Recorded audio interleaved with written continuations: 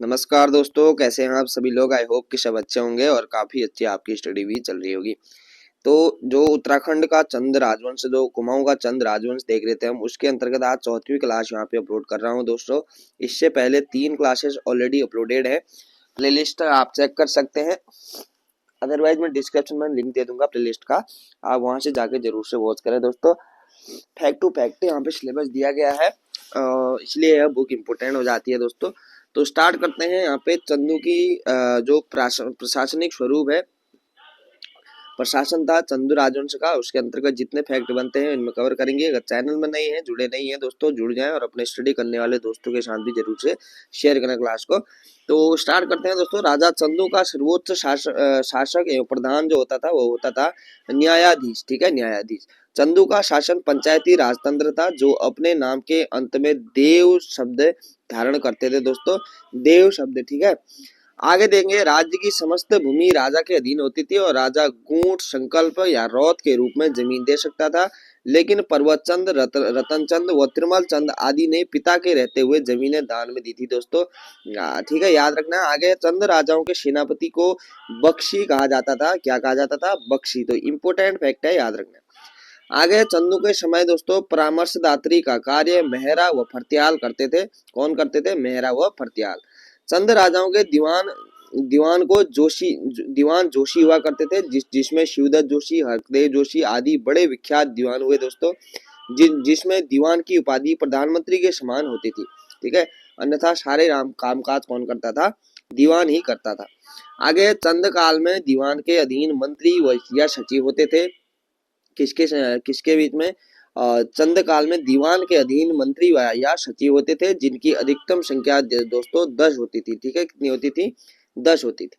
आगे चंद राज्य मंडलों में विभक्त था, लेकिन मंडल 2 प्रकार के थे, जिसमें सामंतों के अधीन और राजा के अधीन 2 मंडल हुआ करते थे। एक सामंतों के अधीन होता था और दूसरा राजा के अधीन। आगे सामंत राजा को वार्षिक कर देते थे। इन्हें ठकुर की उपाधि दी जाती थी। किसकी उपाधि? ठकुर की उपाधि। मंडलों के नीचे देश होते थे, तल्ला देश, मल्ला देश, खरग देश, पर्वत डोटिका देश आदि का उल्लेख यहाँ पे देखने को मिलता है चंद शासन काल में। आगे प्रशासन की सबसे छोटी इकाई परगना होती थी, जो 2 प्रकार के होते थे दोस्तों। एक होती थी नागरिक, दूसरी होती थी सैनिक कमांडर। नागरिक परगने के अधिकारी को सिकदार या सिकदार कहा जाता था, सरीदार कहा जाता था, और सैनिक कमांडर के अधीन जो मुखिया होते थे उसको बख्शी कहा जाता था दोस्तों, बख्शी। ठीक है, जो कि प्रधानमंत्री जैसा होता था। आगे उद्योग चंद के शासन का समय माल का सिकदार जगन्नाथ बरे और शिरा का सिकदार गंगा राम था, जबकि जगत चंद के समय शिरा का सिकदार शत्रुपाल भंडारी था। चंदू के समय परगने काली कुमाऊं, शोर, शिरा, फल्लाकोट, पाली, पछाऊ, कोटली आदि का जिक्र यहाँ पे देखने को मिलता है। चंदू के समय परगने का नाम यहाँ पे देखने को मिलता है दोस्तों। काली कुमाऊं चंपावत के लिए, शोर घाटी, शिरा, फाल्दाकोट, पाली पछाऊ, कोटली आदि। आगे तराई भाबर में 6 परगने थे, जिनमें दोस्तों कौन कौन से थे? एक था बख्शी, दूसरा है माल, तीसरा है बुक्साड़, चौथा है यहाँ पे मुंडिया, पांचवा है किलपुरी व छठा है छिकनी। ठीक है, आगे परगने गरखों में विभक्त थे, काली कुमाऊं व माल में, जिन्हें पट्टी कहते थे दोस्तों। क्या कहते थे? पट्टी। शोर व शिरा में गरखे कहा जाता था। क्या? गरखे। आगे गरखे का प्रशासक जो होता था वो नेगी होते थे, जबकि शोर का नेगी शिरोमणि जोशी था। अतः नेगी पद का नाम होता था, जाति का नहीं। नेगी क्या होता था? पद का नाम होता था दोस्तों, जाति का नहीं। आजकल जो जाति होती है नेगी दोस्तों, लेकिन उस टाइम पे यहाँ पे पद का नाम नेगी हुआ करता था। आगे गरखे पुनः गांव में विभक्त थे और गांव के मुखिया को सयाना या बूढ़ा कहा जाता था दोस्तों, सयाना या बूढ़ा। काली कुमाऊं या जोहार में ग्राम मुखिया को बूढ़ा कहा जाता था। क्या कहा जाता था? बूढ़ा। आगे पाली परगने और सल्ट क्षेत्र में ग्राम मुखिया को सयाना कहते थे, जो गांव के न्यायाधीश भी होते थे, जिन्हें अनाज के रूप में दस्तूर मिलता था। और सयाना के नीचे जो होता था वो होता था थोकदार। ठीक है, थोकदार। आगे है कल्याण चंद के अभिलेख में लच्छी गुसाई मनराल 16 गांव का सयाना था। लच्छी गुसाई मनराल। ठीक है, कल्याण चंद के अभिलेख में जानकारी देखने को मिलती है।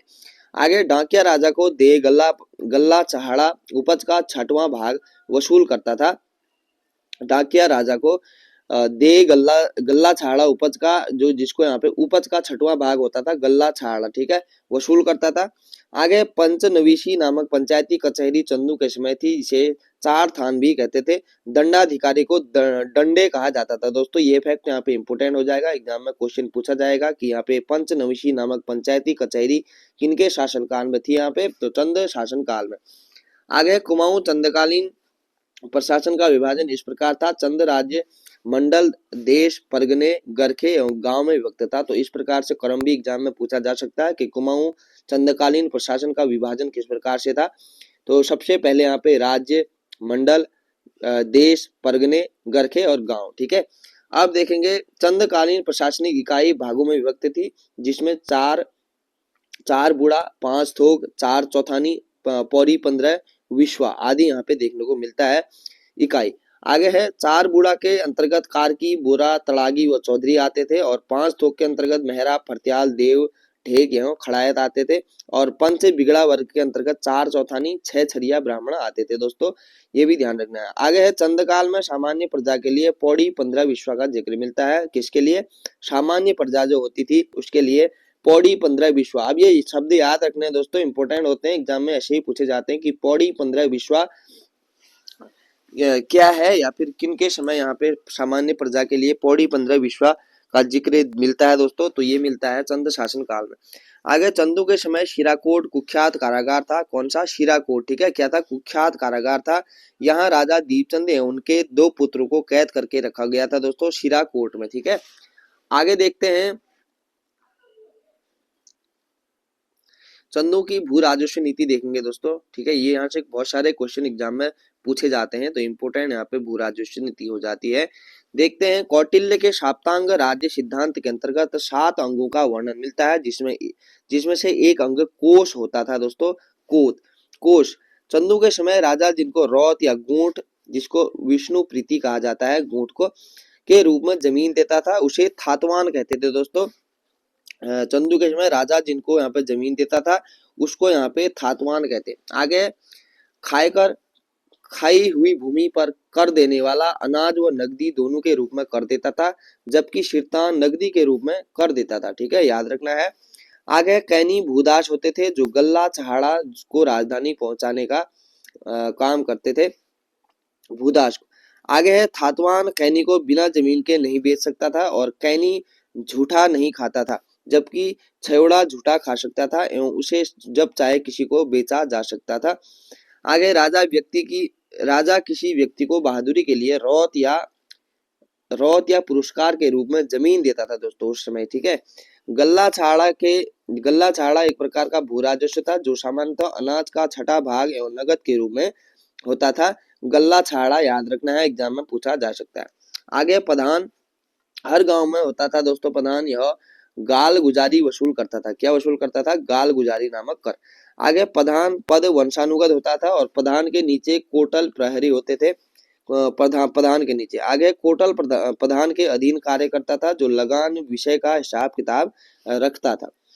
आगे प्रत्येक गांव में प्रहरी होता था, इसके द्वारा गांव की चौकीदारी की जाती थी। घरेलू नौकर या दास को छेवड़ा एवं दासियों को छेवड़ी कहा जाता था। छेवड़ा और छेवड़ी किनको? दासों को। अस्कोट के रजवाड़ छेवड़ों को सेवक या विश्वा कहते थे। अस्कोट के रजवाड़ जो छेवड़े थे उनको सेवक या विश्वा कहते थे। विष्णु प्रीति या गूढ़ भूमि जो प्रायः मंदिर को दान में दी जाती थी। तो चंद शासन काल में कौन सी भूमि थी जो मंदिरों को दान में दी जाती थी दोस्तों? या तो गूढ़ भूमि या फिर विष्णु प्रीति। आगे भूमाप की इकाई नाली, ज्यूला, अधाली व मशा आदि थी। भूमाप की इकाइयां, ठीक है, नाली थी, ज्यूला, अधाली व मशा। एक मशा 2 किलो से कम माप का, वो जूला जो होता था वो 10 कुंटल के बराबर होता था और अधाली लगभग 15 किलो के बराबर होती थी। तो इस प्रकार से यहाँ पे भूमि माप की जाती थी दोस्तों। ठीक है, आगे है 20 नाली भूमि जो लगभग 1 एकड़ के बराबर होती थी, जिसे बिशा कहा जाता था। और चंदू के समय 36 प्रकार के राजकर थे जिन्हें छत्तीसी कहा जाता है। छत्तीसी चंदू के समय सभी करों के नाम 36 रकम 32 कलम था, जिसे गोरखों ने समाप्त कर दिया था। 36 रकम 32 कलम। आगे चंदकालीन कर व्यवस्था, जूलिया सबसे पहले जूलिया आता है जो नदी पुलों पर लगने वाला कर होता था, उसे यहाँ पे जूलिया कहा जाता है। शीर्ति भी यहाँ पे कर तो वसूला जाता था। नगद कर जो प्राय माल भाबर व भोटिया व्यापारियों से वसूला जाता था। शीर्ति से ही शीर्तान शब्द की उत्पत्ति हुई है। दोस्तों ये कर याद रखने महत्वपूर्ण है, ठीक है, एग्जाम में पूछे जाते हैं चंद्रकालीन कर व्यवस्था से क्वेश्चन। राखिया, राखिया भी रक्षाबंधन व जनेऊ संस्कार के समय लिया जाता था। मांगा युद्ध के समय लिया जाने वाला कर होता था, उसे मांगा कहा जाता था। खैनी कपिलिनी दोस्तों ये कुली बेगार कर होता था। खैनी कपिलिनी, ठीक है, क्या होता था, कुली बेगार कर। आगे आगे है बेकर। बेकर जो होता था दोस्तों वो अनाज के रूप में देकर होता था। कटक, कटक होता था सेना के लिए लिया जाने वाला कर को कटक। टांड कर सूती वस्त्रों के बुनकरों से लिया जाने वाला कर होता था टांड। मिजारी कामगारों से लिया जाने वाला कर होता था मिजारी। लेखक को देकर था कौन सा, साहू, इसे शाहुल भी कहा जाता है। और जिन करों के दो दो नाम है वो महत्वपूर्ण हो जाते हैं, तो साहू या फिर शाहुल। आगे रंग रंग गली रंतगली सॉरी रंतगली मुनाकोट ताम्रपत्र में लेखक को देकर होता था। यह वर्णन मिलता है मुनाकोट ताम्रपत्र में। आगे कूत, नगद के बदले दिया जाने वाला जो अनाज होता था उसे कूत कहा जाता था। राजा व राजकुमारों को दी जाने वाली भेंट को यहाँ पे भेंट भेंट कहा जाता था। सिकदार नेगीकर होता था, सिकदार नेगीकर, ठीक है, प्रगनाधिकारी को देकर होता था सिकदार नेगीकर। आगे देखते हैं टिप्पणी यहाँ पे दी गई है दोस्तों। लक्ष्मी चंद के मुनाकोट ताम्रपत्र में इसके लिए सिकदार नेगी कर 2 रुपया कर ठहराया गया था। सिकदार नेगी कर पूरे गांव से लिया जाता था। कौन सा कर, सिकदार नेगी कर। कनक कर शौका व्यापारियों से स्वर्ण धूल के रूप में वसूला जाता था। शौका व्यापारियों से स्वर्ण धूल के रूप में कौन सा कर वसूला जाता था, कनक कर। तो जितने भी यहाँ पे कर थे हमने देख लिए हैं दोस्तों, आप एक बार और भी देखना, ठीक है, कुछ और अन्य दिए गए हैं यहाँ पे, ये भी देखेंगे। तो डाला, डाला जो होता था गांव के सयाने को अनाज के रूप में दिया गया दस्तूर होता था। मोकर हर परिवार से लिया जाने वाला मोह होता था, मोकर मोह, ठीक है। आज भी अगर आप देखते हैं उत्तराखंड में यहाँ पे घर के लिए मोह शब्द का भी प्रयोग देखने को आपको मिलेगा, तो रिलेट करके चलना है। भात कर, बड़े उत्सव में भात की दावत को भात कर। भाग कर, घराटों पर लगने वाला कर घराट कर। निवाली, न्याय पाने के लिए दे कर। रौल्य देवल्य, राज परिवार के देवी देवताओं के लिए पूजा के लिए, ठीक है। आगे भजनिया, राजा के नृतकों व नृतकियों के लिए, यहाँ पे तभी कहते हैं ना दोस्तों 32 कलम 36 रकम, 36 प्रकार के कर आपको यहाँ पे देखने को मिलेंगे। घोड़ियालों, राजा के घोड़ों के लिए लिया जाने वाला कर होता था घोड़ियालों। कमीनचारी, शयानाचारी, शयाना या बूढ़ा को दिया जाने वाला कर होता था, किसानों से लगभग वसूलता था, ठीक है, शयाना व बूढ़ा। आगे हिलियानी अधूल कर, बरसात में सड़कों की मरम्मत के लिए लिया जाने वाला कर हिलियानी अधूल कर। वर्णन सिंगाली ताम्रपत्र में इसका मिलता है, हिलियानी अधूल कर। पौरी कर, राजधानी की रखवाली के लिए दे कर, इसे पहरी भी कहा जाता है पौरी कर को। आगे बजदार, महाजनों को देकर। औताली, राजा की जमीन होती थी दोस्तों, औताली। कुकरियालो, राजा के कुत्तों के लिए जो दे कर होता था कुकरियालो। श्यूक कर, राजा के सेवकों के लिए लिया जाने वाला जो कर होता था वो श्यूक कर होता था। जगरिया, जागर लगाने वाले ब्राह्मणों से लिया जाने वाला जो कर होता था जगरिया कर होता था। चौबदार, राजा की निजी वस्तुओं जैसे तलवार, ढाल, ढोले वाले हेतु ढोने के लिए, ठीक है, ये सारे ढोने के लिए चौबदार कर लिया जाता था। आगे देखेंगे चंदों की सामाजिक व्यवस्था दोस्तों। तो यहाँ पे चंद राजा अपने आप को चंद्रवंशी राजपूत मानते थे दोस्तों।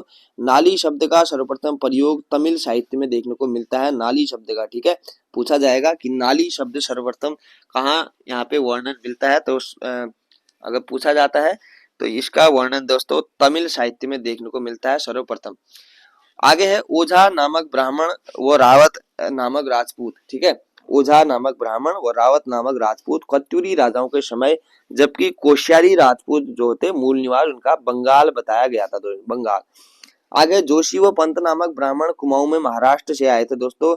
जोशी व पंत बछड़े राजपूत राजस्थान के बांसवाड़े से कुमाऊं आए थे। आगे कुमाऊं के सबसे प्राचीनतम देवता एडी व घुरड़िया हैं। कुमाऊं के कह रहा है एडी या फिर घुरड़िया देवता, दोनों देवताओं को पशु चारकों द्वारा पूजा जाता है दोस्तों, पशु चारकों द्वारा। आगे है ब्राह्मणों में, कुमाऊं में ब्राह्मणों के 3 वर्ग थे दोस्तों। एक थे चौथानी ब्राह्मण, दूसरा है पंचबीड़िया, तीसरा है खस ब्राह्मण, ठीक है। इन्हें स्थानीय भाषा में पितलिया ब्राह्मण कहते थे, जिन्हें चौथानी ब्राह्मण श्रेष्ठतम माने जाते थे। आगे राजस्थानी ब्राह्मणों के लिए ताम्रपत्र में ठक्कुर ठक्कुर लिखा मिलता है। राजपूत भी 2 प्रकार के थे दोस्तों, प्रकार के थे। आर्य जो थे आर्य राजपूत और खस राजपूत। आर्य राजपूत बाहरी बाहरी भागों से यहाँ आए थे, जिसके अंतर्गत चंद राजा के वंशज भी यहाँ पे आए थे। वैश्य वर्ग के लिए सास बहू कहते थे दोस्तों, जबकि पौरी राजमहल की चौकीदारी करते थे। कौन से? पौरी राजमहल की चौकीदारी। कुमाऊं में उत्कीर्ण का काम सुनार या और टमटा करते थे, जबकि कपड़े बुनने का कार्य राजकोली किया करते थे। आगे चंदकालीन धर्म जीवन एवं स्थापत्य कला के बारे में देखते हैं। तो बैजनाथ मंदिरों में से लक्ष्मी नारायण का मंदिर चंदू ने बनवाया था। चंद शासकों के राज चिन्ह गाय था दोस्तों। ज्ञानचंद के समय गरुड़ राज चिन्ह बना था। ठीक है। आगे बागेश्वर का मंदिर मूलतः कत्यूरियों ने बनाया था, जबकि बागेश्वर के बागनाथ मंदिर का जीर्णोद्धार लक्ष्मी चंद ने 1602 ईस्वी में किया था। कब किया था? 1602 ईस्वी में। पिथौरागढ़ में नकुलेश्वर मंदिर चंदकालीन है, जिसके पास भगवान बुद्ध की भूमि स्पर्श मुद्रा में उत्कीर्ण मूर्ति भी यहाँ पे आपको देखने को मिलती है, नकुलेश्वर मंदिर। आगे है गढ़ के सूर्य मंदिर चंदकालीन है, जिसमें 7 घोड़ों में विराजमान सूर्य देवता की प्रतिमा है और पास में एक हथियार देवाल भी देखने को मिलेगा आपको। पिथौरागढ़ के मरसोली एवं काचनी में चंदकालीन पंचायत शैली के 5 मंदिर थे, जो वर्तमान में कुछ अस्तित्व में अभी भी हैं। आगे देखेंगे उत्तराखंड के प्रमुख किले। ठीक है। तो लाल मंडी किला यहाँ पे अल्मोड़ा पलटन बाजार में 1563 ईस्वी में कल्याण चंद द्वारा इसे निर्मित किया गया था, और यहाँ पे अंग्रेजों ने, ब्रिटिशर्सों ने इसको नाम दिया दोस्तों फोर्ट मोइरा। ठीक है। लाल मंडी किला फिर फोर्ट मोइरा भी इसको कहा जाता है। आगे खगमरा किला अल्मोड़ा में स्थित है। अल्मोड़ा में भीष्म चंद ने बसाया था। मल्ला महल अल्मोड़ा में स्थित है, रुद्रचंद ने बनाया था। राजबुंगा किला चंपावत में चंदवंश की नींव रखी थी सोमचंद ने। नेथड़ा किला अल्मोड़ा में गोरखा कालीन है दोस्तों। शिरमौली किला लोहाघाट चंपावत में है। बाणासुर किला चंपावत, स्थानीय नाम दोस्तों इसका है मारकोट। गोल्ला चौड़ चंपावत में राजा गोरिल ने बनाया था गोल्ला चौड़ किला। ठीक है। आगे है वैराट का किला कालसी के निकट। कोलवागढ़ी किला रुड़की के ग्राम रांझा में। रुद्रपुर किला काशी में शिवदेव जोशी ने बनाया था दोस्तों, काशीपुर में। और मुगलगढ़ी किला यह चंपावत में स्थित है। और खालंगा या नाला पानी किला दोस्तों ये भी देहरादून में स्थित है। तो यहाँ पे जितने भी किले हैं उत्तराखंड के पौराण इतिहास के अंतर्गत, तो सारे हमने यहाँ पे देख लिए हैं। अब कुछ प्रश्न दिए गए हैं दोस्तों यहाँ पे चंदवंश के, तो इनको देख लेते हैं। प्रीवियस ईयर क्वेश्चन है, देख सकते हैं आप। प्रवक्ता 2021, कनिष्ठ सहायक 2019, कल्याण ग्राम विकास अधिकारी वीडियो की परीक्षा में पूछा गया है। ठीक है। समाज कल्याण अधिकारी। देखते हैं क्वेश्चन, देख लेते हैं दोस्तों। चंद शासक में शीर्ति क्या होता था? अभी हमने ऊपर देखा शीर्ति होता था यहाँ पे भूमि कर। क्या होता था? शीर्ति होता था भूमि कर। अगला क्वेश्चन देखेंगे, कुमाऊं चंद काल में राजकर के अतिरिक्त बूढ़ा या सयाना एवं थोकदार को दिया जाने वाला कर क्या कहलाता था? तो यह कहलाता दोस्तों दस्तूर। क्या कहलाता था? दस्तूर। तो समाज कनिष्ठ सहायक परीक्षा 2019 में पूछा गया है। आगे किस चंद शासक ने खसिया टोला डांडा में आलमनगर नामक राजधानी बनाई थी? तो आलमनगर राजधानी बनाई थी दोस्तों यहाँ पे बालो कल्याण चंद ने। ठीक है। बालो कल्याण चंद ने अल्मोड़ा में आलमनगर नामक राजधानी बनाई थी। आगे कुमाऊं में चंद शासन का जन्मदाता माना जाता है। तो कुमाऊं में चंद शासन का जन्मदाता दोस्तों सोमचंद को माना जाता है। आगे चंद राज्य में नगद प्राप्त किया जाने वाला भूकर कहलाता था। तो नगद प्राप्त जो होता था दोस्तों होता था शीर्ति। ठीक है। आगे अल्मोड़ा के पूर्व में स्थित खगमरा किला का निर्माण किस चंद शासक ने कराया था? अब भी हमने ऊपर टेबल में देखा था दोस्तों ये क्वेश्चन। ठीक है। तो भीष्म चंद ने खगमरा किले का निर्माण किया था। शीतपाल परीक्षा 2017 में पूछा गया है दोस्तों सवाल। आगे टांट कर वसूला जाता था। तो टांट कर बुनकरों से वसूला जाने वाला कर था टांट कर। आगे किस शासक को चंद वंश का तुगलक कहा जाता है? तो मोहम्मद बिन तुगलक। अभी हमने ऊपर देखा था ना पिछली वीडियो में। ठीक है। याद आया आपको? अगर आपने देखा है अच्छे से तो आप यहाँ पे क्लिक कर जाएंगे कि देवी चंद को यहाँ पे मोहम्मद बिन तुगलक कहा जाता है। आगे घोड़ाखाल में स्थित गोलू देवता का मंदिर किस चंद शासक ने बनाया था? चंद शासक ने बाज बहादुर चंद ने घोड़ाखाल मंदिर बनवाया था। आगे है चंद वंश के शासनकाल में शिरतान किस प्रकार का कर था? तो शिरतान दोस्तों जो शिरतान कर था यह था केवल नगद संबंधी। ठीक है। इसका राइट आंसर होगा केवल नगद संबंधी। आगे आईने अकबरी में तराई के महलों की वर्णित संख्या कितनी है? तो तराई के महलों की, वैसे तो यहाँ पे विवादित प्रश्न यहाँ पे दिया गया है, लेकिन ये प्रश्न पूछा भी गया है ग्राम विकास अधिकारी विलेज डेवलपमेंट ऑफिसर 2021 की परीक्षा में। तो दोस्तों विवादित प्रश्न है, इसका कोई यहाँ पे आंसर अभी तक जो है क्लेरिफिकेशन नहीं है। तो इसलिए यहाँ पे अगर आपको पता है आईने अकबरी में तराई के महलों की वर्णित संख्या कितनी है, अगर आपको पता है या फिर आपके पास कोई बुक है आपने उसमें वो देखा है, तो इसका आंसर आप जरूर से कमेंट बॉक्स में दें। आगे निम्न चंद राजाओं में से सबसे लंबे समय तक शासन किया था। तो सबसे लंबे समय तक शासन करने वाला जो शासक था वो था ज्ञानचंद, ठीक है, ज्ञानचंद। आगे चंद वंश का वह शासक जो मुगल बादशाह अकबर के समकालीन था। तो मुगल बादशाह अकबर के समकालीन था दोस्तों रुद्रचंद, ठीक है, रुद्रचंद। आगे निम्नलिखित में से कौन सा नाटक राजा रुद्रचंद द्वारा रचित है। तो रुद्रचंद ने कौन सा नाटक लिखा है, तो लिखा है उषा रागुदे, उषा रागुदे। 36 रकम 32 कलम राजस्व प्रणाली है, चंदू की है दोस्तों, अभी हमने देखे थे। आगे है कुमाऊं का अंतिम राजा कौन था। तो कुमाऊं का अंतिम राजा यहाँ पे था महेंद्र चंद। लास्ट क्वेश्चन है अल्मोड़ा आलमनगर के संस्थापक हैं, अभी जस्ट ऊपर देखा है दोस्तों, तो बालो कल्याण चंद इसका राइट आंसर होगा। ऑप्शन नंबर डी इसका बिल्कुल राइट आंसर होगा। तो दोस्तों कुमाऊं में चंद वंश का शासन जितने भी यहाँ पे फैक्ट दिए गए थे वो हमने सारे कवर कर लिए हैं 4 वीडियोस के अंतर्गत। अब हम यहाँ पे अगली जो क्लासें आएंगी इतिहास से वो आएंगी गढ़वाल का पवार वंश, ठीक है, गढ़वाल के पवार वंश के बारे में देखेंगे, सभी राजाओं को देखेंगे दोस्तों। 60 राजा दिए गए हैं इसमें, तो जिनसे जिनसे क्वेश्चन बनते हैं एग्जाम में उनको हम कवर करेंगे। तो मिलते हैं दोस्तों नेक्स्ट क्लास में, तब तक के लिए अपना ध्यान रखें, धन्यवाद।